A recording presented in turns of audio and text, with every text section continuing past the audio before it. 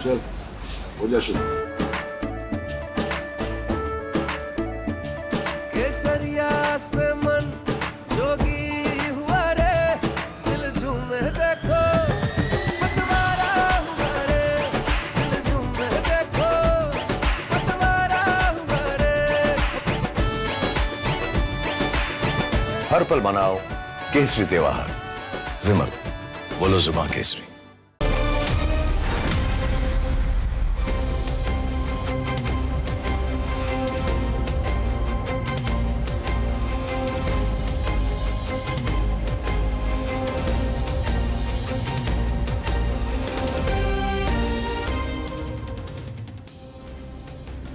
Welcome friends to this Sunday edition of Versus at 5:30 p.m. We bring to you a debate on what's going to be the parliament session like. Remember, 18th Lok Sabha convening tomorrow, and with that parliament session, first parliament session of the new Lok Sabha starting, we are going to see oath taking by all the members, newly elected members of parliament led by the Prime Minister and the rest of the cabinet.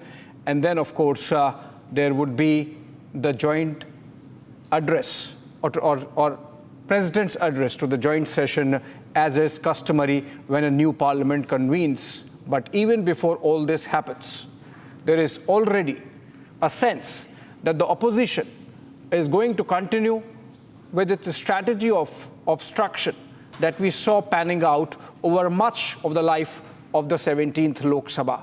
Is it going to be the case? In fact, if you look at the developments of the last 24 hours, the opposition has pulled out all stops to make sure that the government is not even able to decide or choose who the Protem speaker is going to be. Even that issue is facing a lot of opposition from the ranks of the parties that are not aligned with the NDA. Obviously, that's going to cast a shadow on how the first few days of the new Lok Sabha pan out. Here are the facts, and then I come back on the other side with a panel discussion. As the new parliament session starts and the newly elected MPs take their oaths tomorrow,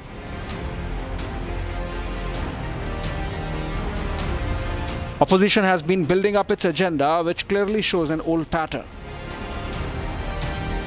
that of obstructionism aimed at washouts. Most of the sessions of the previous Lok Sabha were marred by frequent disruptions and rushed legislations, with opposition adopting it as a strategy to embarrass the government. 11 out of 15 sessions were adjourned early, resulting in 40 scheduled sittings not taking place. On the other hand, 2020 witnessed fewest sittings of just 33 days due to the COVID pandemic. Meanwhile, as the analysis suggests, the Lok Sabha functioned for a total of 88%, while the Rajya Sabha for 73%. Going by statements and comments from the opposition in the last few days, the new parliament might see the same of the old. The opposition is poised to challenge the government on various contentious issues, including the NEET scam, Protem speaker, and the new criminal law proposals. All eyes are on whether the new session will be productive or marred by old obstructions.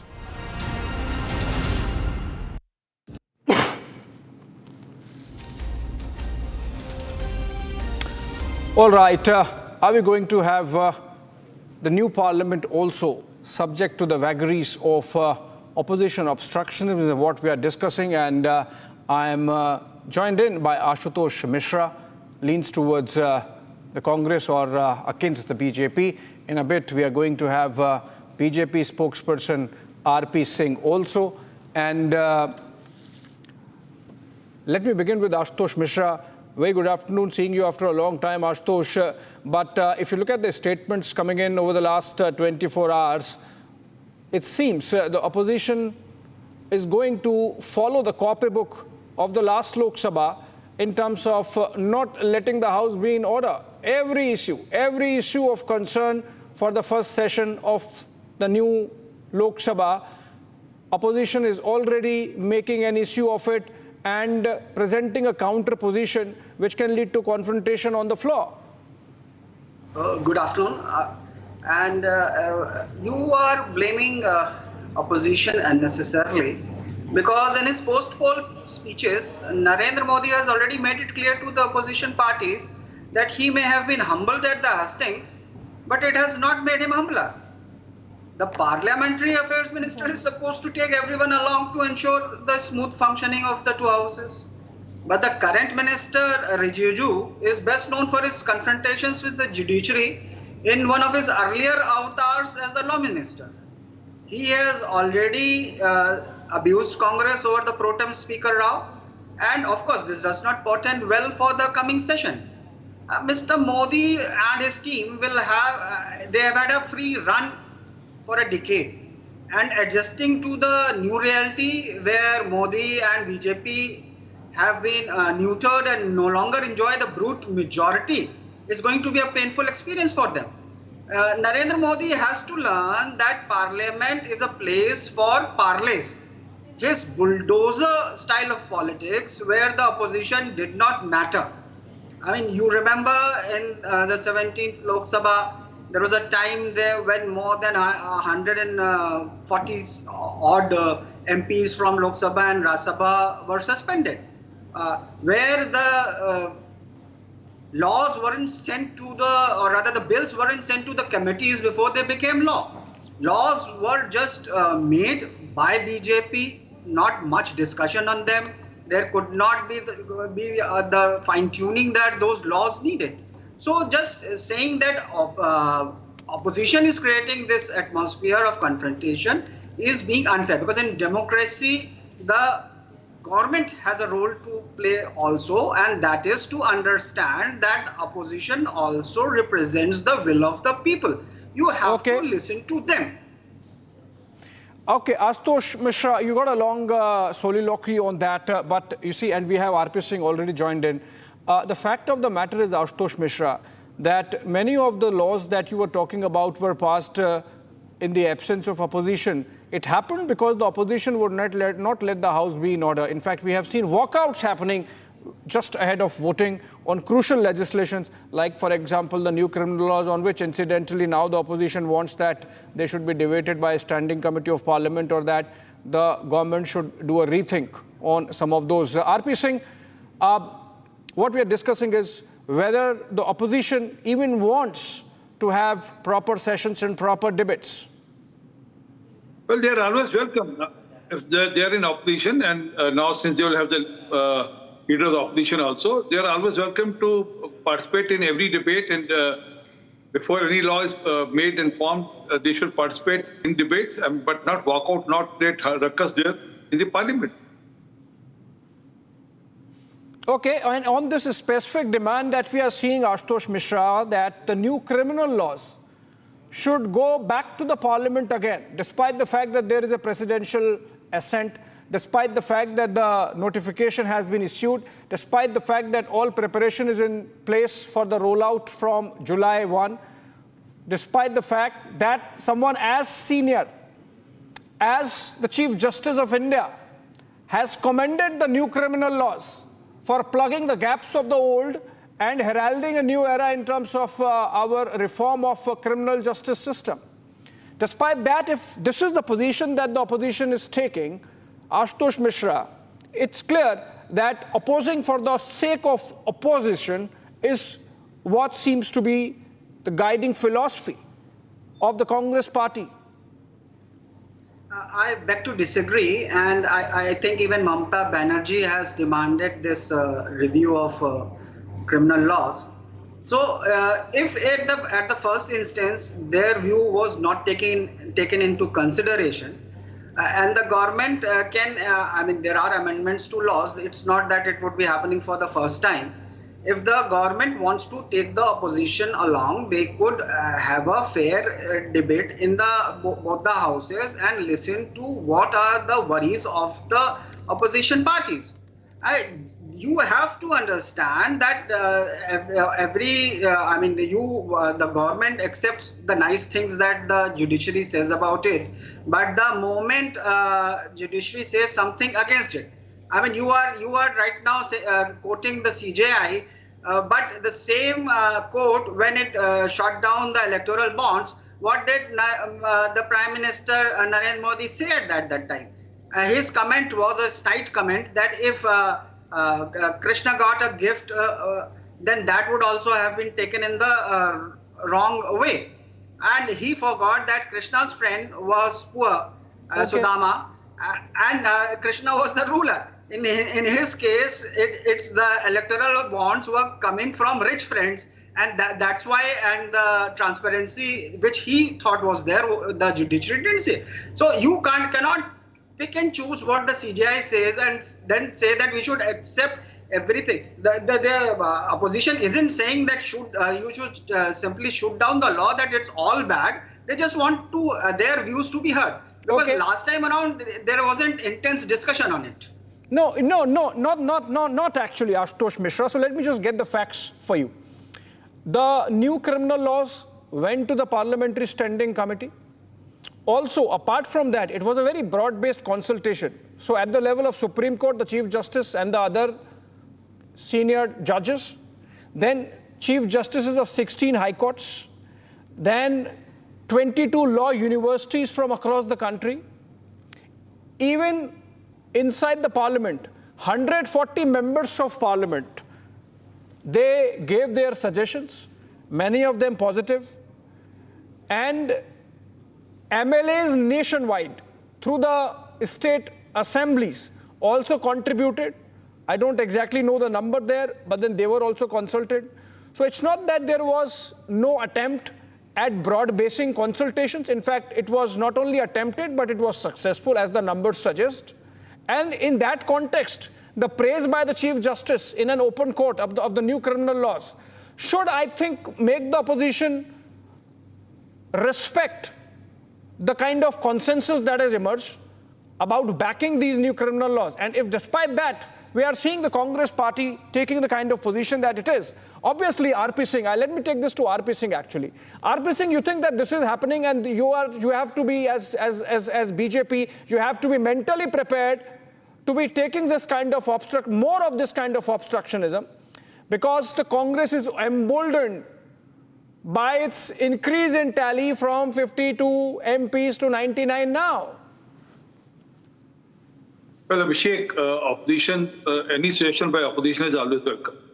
But they have to understand they are in opposition and not in ruling. One. Secondly, if they have any suggestions for amendment in the law, they can also propose that also. I mean, they can ask for new amendments, but that has to be through a process of the parliamentary committees again. It's not that they can just get up in the parliament and say, no, we want to bring a new amendment into that. So there's a parliamentary procedures. They follow the parliamentary procedures. All what they do will be accepted.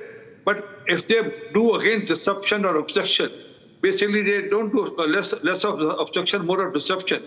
So if they keep doing it, then the parliament will again function as it was functioning earlier. And we'll bring the laws. If you walk out, even then laws will be passed. If you participate in a healthy debate and give suggestions, you are most welcome. And then those suggestions will be also accepted if they can be within the frame of the law. So, but we are open to it, and we are there for healthy parliamentary discussion. We are there for healthy opposition. But opposition has to understand that they have to allow this parliament to run. This is not a jantar mantar. I mean, they mix up between the jantar mantar and the parliament. Oh, okay. Ashutosh Mishra, parliament is not jantar mantar. There has to be some decorum. And the fact that from the word go, the opposition has taken to opposing for the sake of opposing as a strategy. So look at the issue of Protem speakers. The convention is clear. The senior most member of parliament who has consecutively served the longest number of terms becomes the Protem speaker. Now, because Bhartrahari Mahtab, the choice of the government, has 7 terms, and K. Suresh of the Congress has 8 terms, but not consecutive, the opposition thinks no, the convention should be tweaked in a manner that the number 8 gets precedence over number 7, and hence K. Suresh over Bhartrahari Mahtab, and that's why they have scaled up the protest, and they are saying that they are the rest of those on the panel to assist the Protem speaker are not going to be assisting the Protem speaker. So obviously, Ashutosh Mishra, this is clearly a case of obstructionism for the sake of obstructionism. Or as I would put it, it is the first sign that the BJP government and the Modi government is not willing to take the opposition along. They are trying to find excuses to have their own way. And the excuse here right now, as Rijuju has said, is that Mr. Mahtab has had a continuous run. Mr. Suresh has more terms, but there was a break.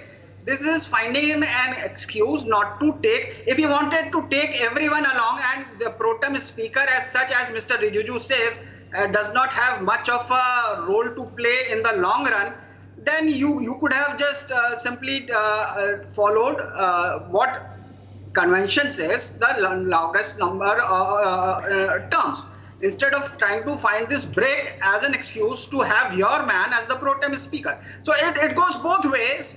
You can blame opposition for the sake of blaming opposition, but the ruling party also hasn't shown any large-heartedness. It has, in fact, again sort of shown what I would call its bulldozer politics, where it is my way or highway. We will do what we want. You can cry. Is it my way or highway, RP Singh? Sardar RP Singh, my way or highway? You are not showing the large-heartedness. Is that the case? Be large-hearted. Have some people from the opposition in government, make them minister. Maybe then it would be fine. There's a saying in Punjabi. It says, "Atta gundi hildi kyun hai?" When a woman makes a dough of the flour, she has to make certain movement. They say, no, don't move. I mean, you just do it without even making movement. So that's what they are doing. I mean, how does it matter who is the Protem speaker? It's not a big deal. It's just for a few days. When he'll make the new members take oath, he'll have the process of the speaker through, and that's all. And how does it matter? Why to make issue out of non-issues? There are more burning issues. There are much more serious issues in the front of the government and in front of the country. Please, and as an opposition also, take an opportunity to take up serious issues. When you take touches on these non-serious issues, you show that you're not opposition, which is there to oppose things on a right fashion and want to take country forward. It's up to you to decide. If you want to still make up, you still want to make opposition that who will pick up every issue, nitpick on the subjects of the parliamentary procedure, then God bless. People can see through it, and then you can enjoy being in opposition, and you can enjoy for another term of opposition thereafter also. Okay, Ashutosh Mishra, you know, there is separation of powers as enshrined in our constitution. So the executive, after a mandate, does the job of executive. There is opposition which keeps a check on the government. So obviously that role is assigned to the opposition. But look at the way some of the positions have been taken over the last 1 week or after the mandate has come out. Why are you making Kiran Rijiju the parliamentary affairs minister? Arey bhai, it's the prerogative of the prime minister. It's the prerogative of the side that has won the mandate to decide who gets what portfolio. Why should opposition be dictating terms? Then you have the opposition saying, no, we don't want this Protem speaker, we want another Protem speaker. Then you're saying, no, bring back the laws again for discussion despite presidential assent. So is it sort of some misreading of the mandate that's happening? For God's sake, the mandate is clear. NDA has won and the UPA has to sit in the opposition. How can you get into the domain of the executive, which role gets assigned to the winning side? So the mandate is very clear, and the mandate is against Narendra Modi. He has got 240 seats. And the two people who are supporting him... If the mandate is against Narendra Modi, is it for Rahul Gandhi? Ashutosh Mishra? Abusing them. Now it is for the BJP and Narendra Modi to learn from the mandate that people have given. They have shown that you cannot... No, you did not answer me. You did not answer me. You are saying the mandate is against Narendra Modi. Is it, if it is against Narendra Modi, is it for Rahul Gandhi? Is that for me? Yes, Ashutosh Mishra. You said the mandate is against Narendra Modi. If it is for against Narendra Modi, is it for Rahul Gandhi? So I will tell you, I will remind you of, there is a very famous speech going around of Pramod Mahajan, where he gave the example when BJP was the single largest party but still in opposition. So they haven't voted for BJP, it's clear as crystal, especially in UP and Maharashtra. So let's not get into this that, oh, it's again Modi has got his third term. No, he hasn't got a third term. People are unhappy with the way he has run the government so far. And that's what. So it comes to that. Okay. So then it comes to that. Ashutosh Mishra, essentially what you're saying is that whatever number of seats have gone down for the BJP, that gives opposition the license to behave in the manner or whichever manner they want to, irrespective of convention, irrespective of parliamentary etiquette. Opposition, it's just playing its role. It's just now that the Modi government is realizing that they have to find excuses of how not to take opposition along. They've been doing it for last 10 years, and that's what we are going to see now also. And as usual, they will always try to take all the credit for everything and try to blame the opposition. I mean, if you just see the NEET scam that has happened. Initially, Dharmendra Pradhan said, oh, there was no paper leak. Then there is paper leak, and that is in Bihar, where there's double engine ki sarkar.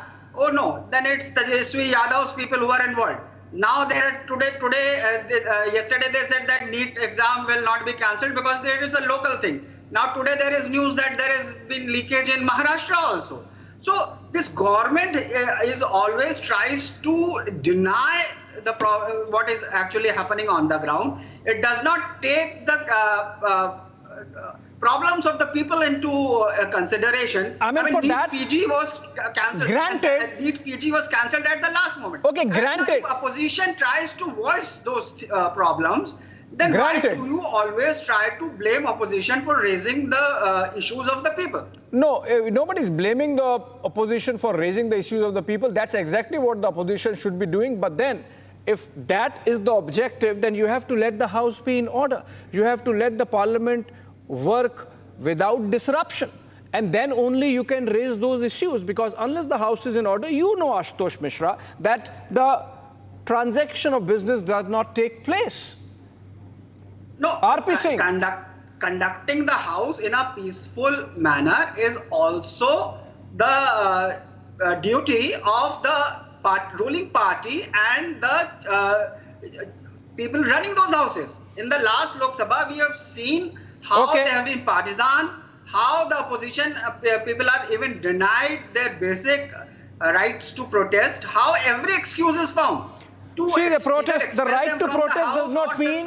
Right to protest does not mean that the protest has to happen in the well of the house. The right to protest does not mean that you obstruct or create pandemonium in a manner that the rules of business are in fact, thrown to the winds. RP Singh, last word to you. If that be the case, that opposition, buoyed by its numbers, increased numbers between the 17th and the 18th Lok Sabha post June 4, is going to be even more aggressive in pushing the government to the wall, what's going to be the BJP strategy then? Because then this is going to be perhaps there for the rest of from the beginning to the end of the 18th Lok Sabha. How would the BJP tackle that? Well, Abhishek, they have all the right to be aggressive, but through debates, through parliamentary procedures, not doing bhagada on tables. I mean, last session I've seen one of the members was dancing on a table. So that's not the way the parliament functions. And I mean, I can see Mr. Ashutosh or the Congress party men are still has not still accepted the mandate. The mandate is for NDA to rule for 5 years. They still believe, probably this party, the NDA will fall in between. Nitish Babu will walk out, or Chandrababu Naidu will walk out. They have even given an offer to Nitish Babu, that's on record now, that they gave an offer to Nitish Babu, which he slammed the door on their face. I have to put another that's a lie propagated by Nitish Kumar's aide to boost his chances. Ashutosh, I'll come to you. Ashutosh Mishra, I'll come to you. Please. I'll come to you. So there's another saying in Punjabi which says, "Nachi ka thun." The camel, the female camel who walks through the desert, the udder of the camel keeps hanging down, and the wolf which walks behind thinks that this will fall down. There's probably a piece of meat it will fall down. And the camel passes through the desert, and the wolf has to face the heat of the desert, and then whatever happens to the wolf, we all know. Okay. So fact is that they still believe that we will make through and will ensure that the two partners of or other partners of the NDA will break through. Oh, they should mend their way. They should accept the mandate. The mandate is clear, and the alliance was. I don't know, before RP the Singh. election. I don't know, Sardar RP Singh, if it's really that simple. And I don't think it's a camel and a fox story insofar as Parliament is concerned. We have seen planned tactical disruptions taking place in pretty much almost the entire life of the 17th Lok Sabha. And of course, parallelly, they happen in the Rajya Sabha also. In fact, the new criminal laws were passed when the opposition was suspended. And that happened because for almost the entire period of the session, House was not allowed to be in session. Does not look good. And it does not look good, by the way, on both the sides. There has to be a mechanism. There are mechanisms already in place apart from the Business Advisory Committee. There have to be informal arrangements whereby an outreach is made between the Treasury and the opposition benches so that better sense prevails, because the people of the country deserve that much responsibility from the government as also from the opposition, so that we get the best out of those debates and those discussions that should take place in Parliament before those important legislations which in a way shape the destiny of the country and the nation. On that note, thank you so much, Sardar RP Singh and Ashutosh Mishra, for joining us in this conversation on how the Parliament session is going to pan out. Remember, the first session of the 18th Lok Sabha, and with that also of the Rajya Sabha beginning tomorrow. Not the Rajya Sabha, in fact, the Lok Sabha first. And then there is going to be the address of the President to the joint sitting of both the houses. That's when the Rajya Sabha also meets. We'll keep a close tab on how both the sides behave, conduct themselves for you, the people. And on that note, thank you so much.